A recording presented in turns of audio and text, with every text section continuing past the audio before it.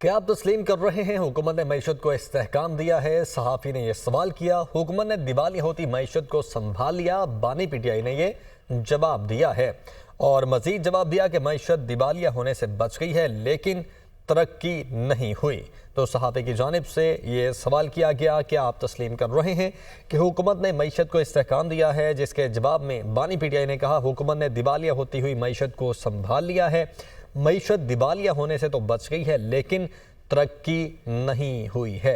Adiala jail आमद पर सहाफ़ियों की जानिब से बानी पीटीआई से सवालात किए गए, जिसके जवाब में उन्होंने ये कहा है कि हुकूमत ने दिवालिया होती हुई मईशत को तो संभाल लिया है और मईशत दिवालिया होने से बच गई है लेकिन अभी तरक्की नहीं हो सकी है। और सहाफ़ी की जानिब से सवाल ये किया गया था कि क्या आप तस्लीम कर रहे हैं कि हुकूमत ने मईशत को इस्तेहकाम दिया है, जिस पर उन्होंने ये जवाब दिया कि हुकूमत ने दिवालिया होती हुई मईशत को संभाल लिया है लेकिन तरक्की नहीं हुई है, मईशत दिवालिया होने से बच गई है।